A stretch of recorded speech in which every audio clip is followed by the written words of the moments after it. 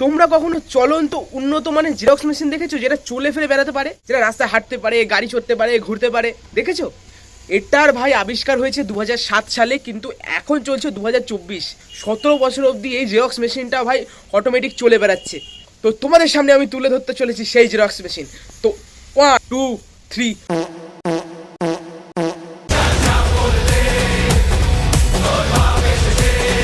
Hey hello guys, welcome to new video. তো আজকে আমি কথা বলবো আমাদের সবার প্রিয় জেরক্স মেশিন নিয়ে, থুড়ি মানে রাজদাকে নিয়ে। ভাই রাজদা ভাই কি কি সিনেমা দিয়ে এসছে আমাদের ভাই ছোটবেলা থেকে, মারাত্মক মারাত্মক জেরক্স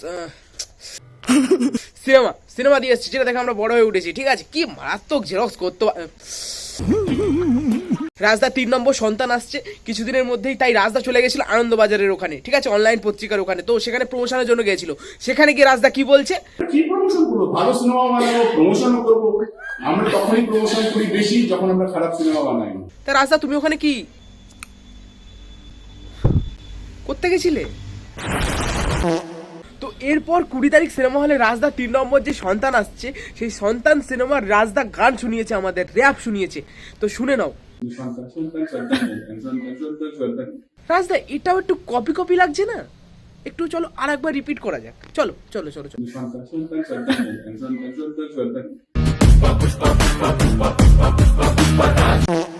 রাজদা একটু ক্রিয়েটিভিটি আনো, একটু নিজে খাটো। কতদিন টুকে কাটাবে ভাই, কতদিন টুকে কাটাবে?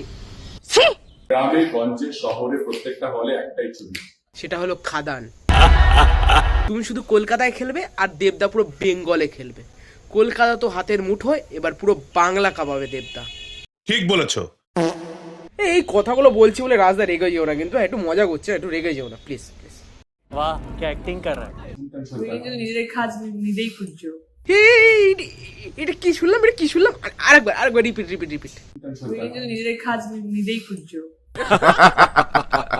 আরে ঠিক বলেছো শুভশ্রীদি, একদম মারাত্মক কথা বলেছো। ঠিক আছে ভাই, আমাদের দেবদার প্রথম গার্লফ্রেন্ড, সরি মানে রাজদার বউ আমাদের যেটা বলছে, তুমি নিজের খাদ নিজেই ভাই পাচ্ছ। ঠিক আছে শুভশ্রী মানে দেবদার, আরে দেবদার গার্লফ্রেন্ড আরে মানে ভুল হয়ে যাচ্ছে, রাজদার বউ ভাই 1 নম্বর কথা বলেছে ভাই। ঠিক আছে, তুমি নিজের খাদ নিজেই ভাই পাচ্ছ ভাই।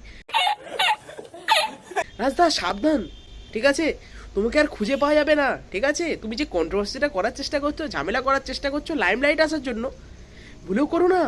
দেবদার ফ্যান তো তুমি চেনো না, পেপে দিয়ে চেপে দেবে। তো চলো রাজদা, এইটুকুই থাক, একটু তুমি আমার রেগে টেগে যাবে। তো যাই হোক, একটু খাদানের জন্য তুমি উল্টোপাল্টা বলে দিলে, একটুখানি প্রমোশন হয়ে গেল তোমার সিনেমা যদি একটু একটু চলে যায় তো খুব ভালো কথা। আমি চাইবো চলুক সিনেমাটা, খুব ভালো চলুক, এটা চাইবো না, চলুক। ঠিক আছে, একটুখানি প্রমোশন হয়ে গেল দেবদার জন্য, দেবদার একটু নজর পেয়ে গেলে, দেবদার ফ্যানরা একটু তোমাকে দেখলো, তোমাকে নিয়ে একটু রোস্ট করলো, একটু লাইমলাইটে চলে এলে, একটু তোমার সিনেমা নিয়ে চর্চা হয়ে গেল, তোমার 3 নম্বর সন্তান নিয়ে।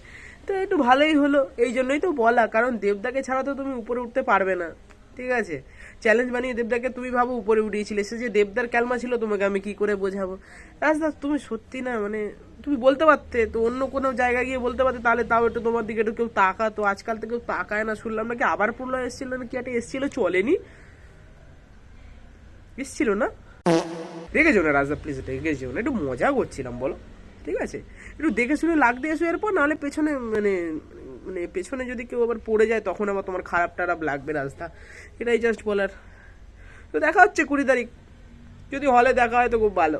ঠিক আছে, নাহলে যদি পরের দিন আবার নেমেও যেতে পারে তোমার শাটার। ঠিক আছে, তো দেখা হবে ভাই 20 তারিখ রাজদা, মজা হবে, টাটা। রেগে যেও না বাবা।